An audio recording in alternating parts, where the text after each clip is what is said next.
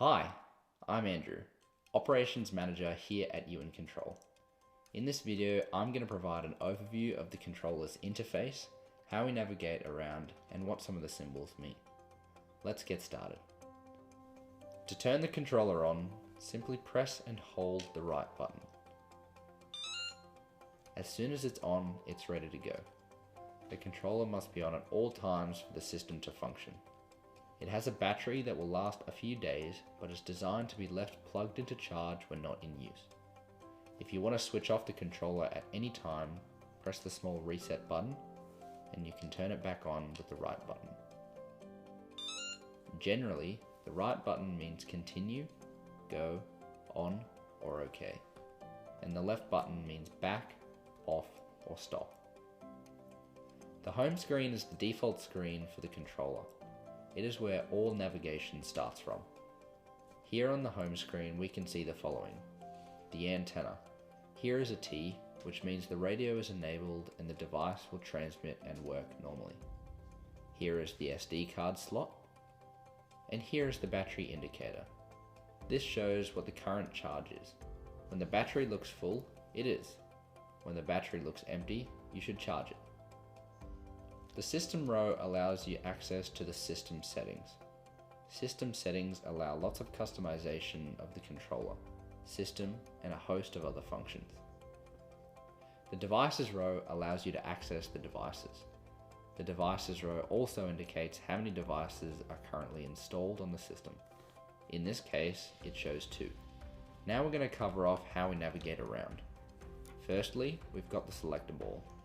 This is what you use to see what row you're on. We can use the rotary knob to move the selector ball up and down. If the selector ball is nowhere to be found, the top row is currently selected and you should scroll down to select other rows.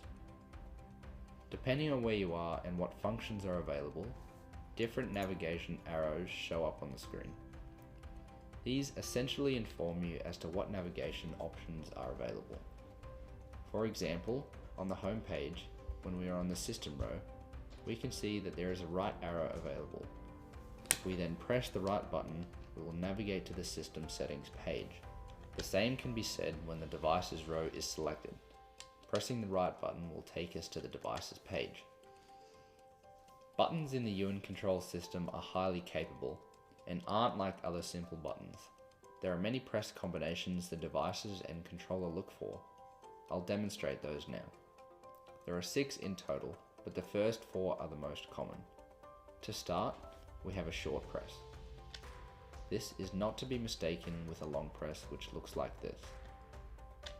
You'll also use double and triple presses. Single, double, and triple presses are used throughout the controller and are normally marked with arrows to show you. More on this in a second. The long press has only a few current functions, but more will be added in time. You'll need to use a long press when first turning on the controller.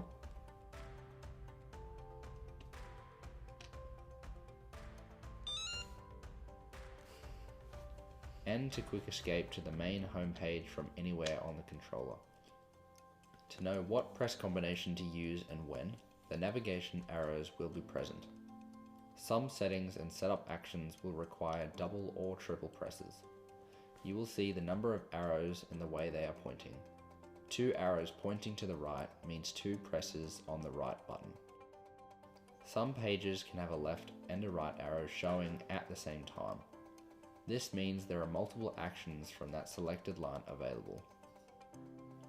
For this status switch, the right and left are for on and off, and a double press on the left will enter setup mode.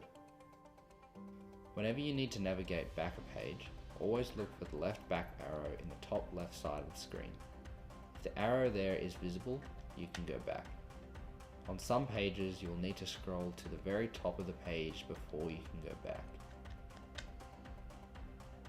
Alternatively, you can hold the left button for a long press to quick jump back to this main page. That's all we wanted to cover off in this video. There will be other videos for the controllers, so make sure you stay tuned. Thanks for watching.